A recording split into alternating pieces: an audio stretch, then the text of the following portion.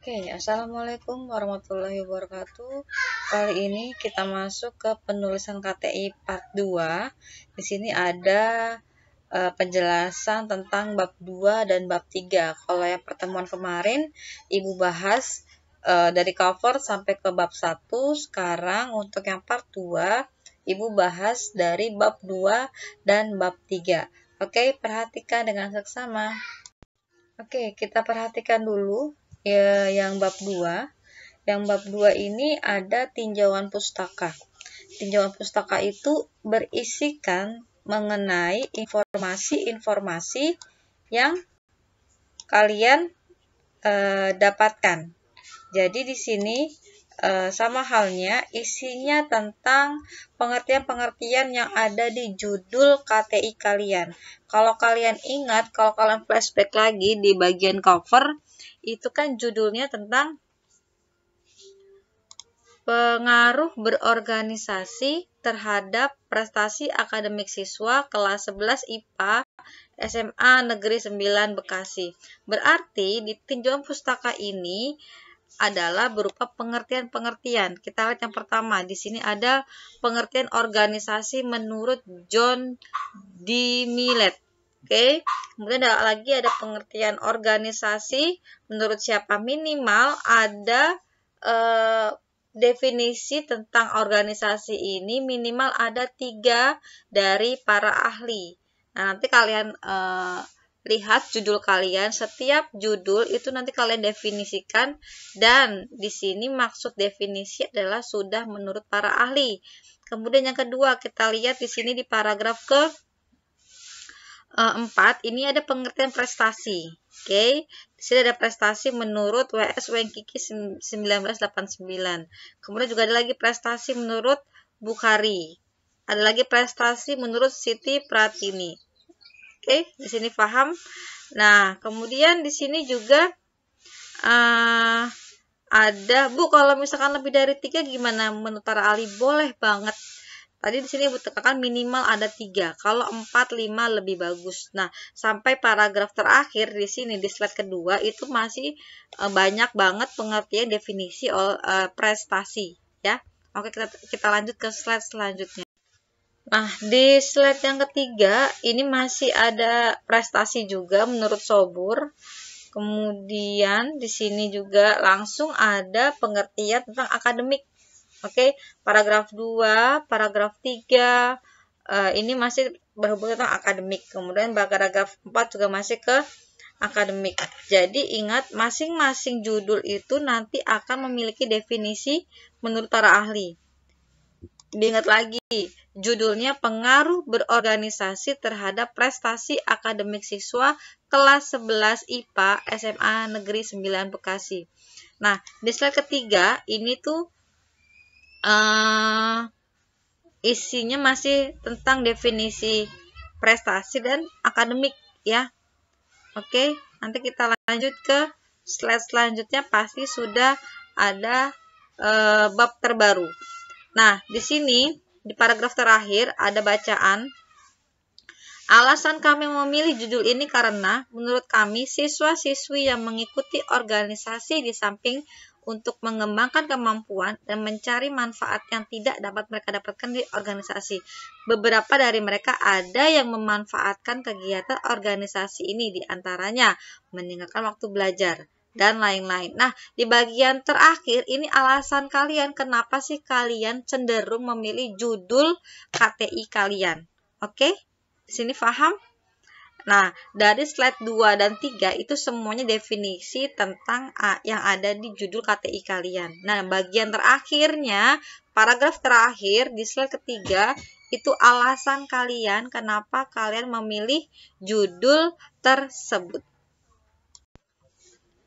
Kita masuk ke slide keempat. Di sini ada bab 3. Kita masuk sudah ke bab 3. Tadi bab 2 sudah Ibu selesaikan. Intinya bab 2 itu isinya tentang definisi menurut para ahli yang ada di judul KTI kalian. Nah, kalau bab ketiga ini tentang metode penelitiannya. Oke, di sini ada jenis dan pendekatan penelitian. Di sini ada penelitian, ada yang bagian paragraf pertama tuh definisi penelitian. Itu apa?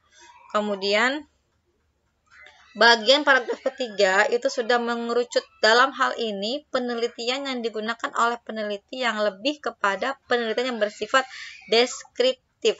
Dalam artian suatu penelitian yang lebih memprioritaskan pada gambaran kejadian-kejadian yang berlangsung pada saat ini atau pada saat lampau. Nah, misalkan di metode penelitian ini, oh iya, yang kalian bikin itu bisa nih masuk pendekatannya nih, pendekatan deskriptif. Kalian mau sama persis kayak ini boleh, asalkan metodenya pas dengan yang kalian lakukan. Dan paragraf keempat di sini juga disebutkan pendekatan yang dipakai dalam penelitian ini adalah pendekatan kualitatif. Yang tadi itu sifatnya deskriptif, yang ke paragraf keempat itu pendekatan kualitatif yang bermaksud untuk memahami fenomena tentang apa yang dialami oleh subjek penelitian. Ibu rasa kalau kalian kurang lebih ya, kalian menulis judul karya tulis ilmiah itu pasti sama, menggunakan metode deskriptif dan pendekatannya menggunakan kualitatif. Oke. Bagian yang kedua, B, kehadiran peneliti. Nah, ini bisa kalian tulis sama persis dengan ini juga boleh. Kemudian lokasinya, di sini kebetulan di SMA 9 Bekasi, berarti di lokasi penelitian ini adalah pendeskripsian SMA Negeri 9 Bekasi. Kalau nanti kalian judulnya di rumah kalian, berarti kalian mendeskripsikan lokasi penelitiannya di rumah kalian secara detail. Oke? Sampai sini ada yang kurang paham? Kalau kurang paham nanti bisa langsung kejar ibu aja. Sekarang kita langsung ke ke slide selanjutnya yang kelima. Oke, di slide yang kelima di sini ada sumber data. Nah, sumber data di sini maksudnya kalian itu dapat data penelitian itu dari mana sih? Nah, di sini ada person. Person ini adalah sumber data yang memiliki kompetensi terhadap masalah yang diteliti. Karena kalian di sini judulnya, yang ibu pilihkan judulnya adalah pengaruh organisasi terhadap prestasi akademik siswa, berarti personnya itu adalah siswa tersebut yang mengikuti organisasi. Paham? Nah, informan ini adalah orang yang dimanfaatkan untuk memberikan informasi tentang situasi dan kondisi latar penelitian. Informan ini juga berarti siswa yang mengikuti organisasi. Nah, di sini ada informan dalam penelitian ada dua di sini. Yang pertama itu ada guru, yang kedua adalah murid itu sendiri. Karena guru ini bisa melihat kira-kira ada nggak nih pengaruh organisasi terhadap siswa tersebut. Berarti di sini kunci informan ada dua, guru dan siswa. Oke, lanjut ke prosedur pengumpulan data. Yang pertama, otomatis kalian mengobservasi dulu. Teknik observasi dalam penelitian ini adalah digunakan untuk mendapatkan informasi objek yang diteliti. Nah, observasi di sini sama halnya kalian mencari informasi dengan sumber data tadi yang ibu sebutkan. Nah, di sini ada kemudian ada interview, wawancara. Otomatis kalian menggali informasi, menggali sumber data ini menggunakan cara interview atau wawancara. Nah, kalau metode ini bisa dipakai oleh kalian menemukan sumber data informasi KTI kalian, boleh kalian tulis sama persis, asalkan kayak data-datanya sesuaikan dengan penelitian kalian. Oke, kita lanjut ke slide selanjutnya. Oke, kemudian di slide ke-6 itu tadi setelah wawancara ada dokumentasi. Nah, dokumentasi ini adalah teknik pengumpulan data dengan melihat dan menyelidiki data-data tertulis yang ada dalam buku, majalah, dokumen, surat-surat, dan lain-lain. Nah, ini dokumentasi itu adalah alat tambahan untuk kalian. Oke, kemudian analisis datanya. Karena tadi di awal di slide slide keempat di sini menggunakan penelitian kualitatif. Oke. Nah, kemudian kita lihat di paragraf ke 1, 2, 3, 4. Oke, analisis data yang paragraf keempat, langkah pertama adalah reduksi data. Reduksi data merupakan kegiatan pemilihan atau penyederhanaan dan transformasi data kasar yang berasal dari lapangan. Nah, ini nanti kalian data-data yang kalian peroleh itu kalian kumpulkan jadi satu, kalian teliti lebih dalam. Kemudian langkah keduanya, penyajian data yang merupakan sekumpulan informasi yang tersusun dalam teks naratif. Kalau tadi langkah pertamanya kalian sudah kumpulkan semua data, kumpulkan semua sumber data yang kalian punya. Langkah keduanya kalian rapikan data tersebut menggunakan penjabaran teks naratif. Teks naratif di sini, naratif itu adalah kalian jabarkan berupa bentuk paragraf. Sama halnya dalam bentuk cerita yang kalian susun menggunakan paragraf-paragraf. Oke, lanjut di sini. Langkah ketiga adalah menarik kesimpulan. Oke, atau verifikasi dari semua kumpulan makna setiap kategori. Nah, kalau kalian tadi sudah kalian rapikan nih di langkah kedua, dirapikan menggunakan teks naratif. Nah, langkah ketiga di sini kalian menarik kesimpulan. Jadi kalian mendapatkan sebuah kesimpulan kalau ada pengaruh dalam organisasi terhadap akademik prestasi siswa. Nah, lanjut. Kemudian di sini ada ilustrasi. Ilustrasi dari prosedur di atas adalah pertama, peneliti mengadakan pengumpulan data di lapangan dengan menggunakan pedoman yang sudah disiapkan sebelumnya.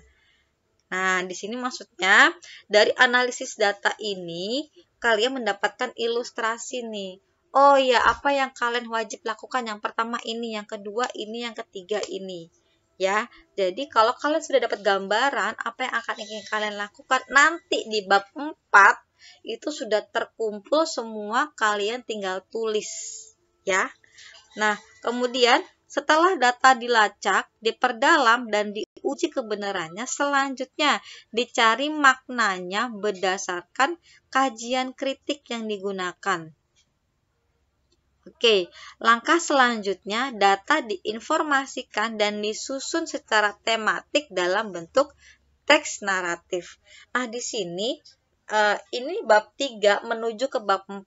Di bab 3 ini itu kalian mendapatkan sebuah gambaran gimana sih nanti menuliskan di bab 4 nanti, karena di bab 4 nanti adalah intinya jawaban dari sebuah penelitian kalian. Oke, yang G itu pengecekan keabsahan temuan. Karena dalam penulisan karya tulis ilmiah ini tidak boleh ada data yang salah, tidak boleh ada bahasa kemungkinan. Jadi bahasa di karya tulis ilmiah ini adalah paten. Paten di sini wajib sesuai dengan fakta.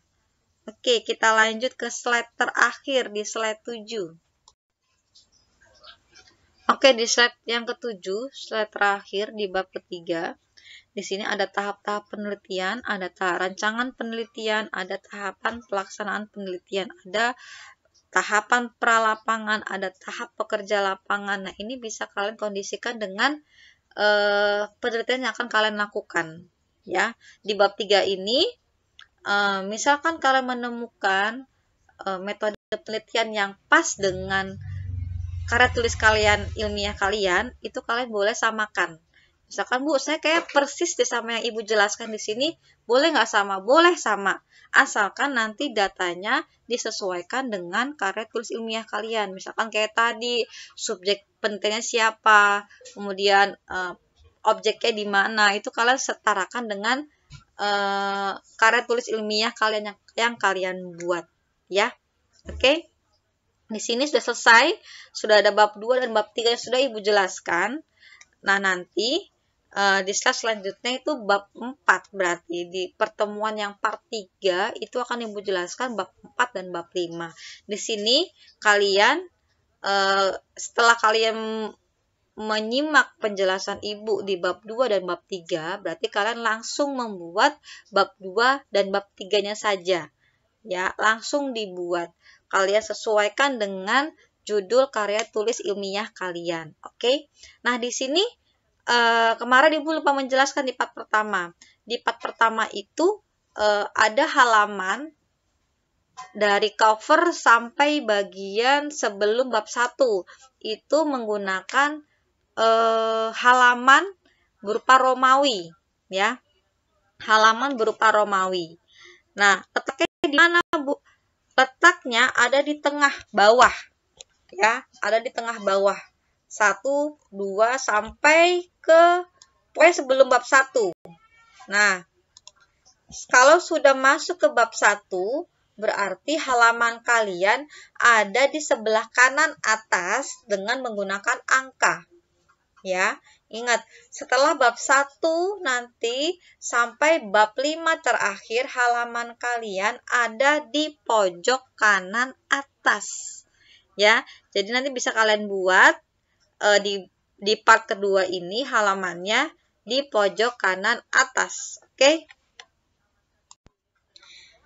Oke, sudah Ibu jelaskan dari slide pertama sampai slide ke-7 itu mengenai bab 2 dan bab 3. Ibu harap kalian paham apa isinya. Dan yang terpenting itu di bab 2 itu sesuaikan dengan judul karya tulis ilmiah. Karena bab 2 itu isinya tentang definisi menurut para ahli.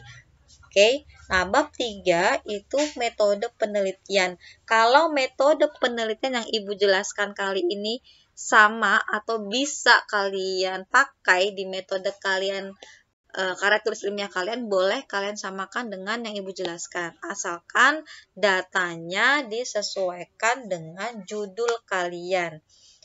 Oke, sampai di sini penulisan karya tulis ilmiah kita part kedua.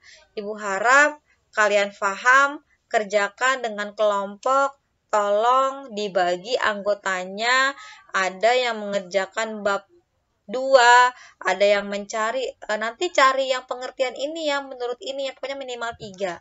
Ada yang mencari bab 3. Tolong semua anggota kelompok diikut sertakan mengerjakan karya tulis ilmiah ini. Karena nanti kalau kalian selesai di bab 5, otomatis akan ada ujian sidang. Ujian sidang selayaknya kalian nanti seperti sidang skripsi. Ibu akan bertanya tentang hasil karya tulis ilmiah. Jadi nanti ketahuan nih, ada yang emang benar-benar ngerjain atau emang ikut nama doang. Oke? Sekian dari Ibu penjelasan part 2. Assalamualaikum warahmatullahi wabarakatuh.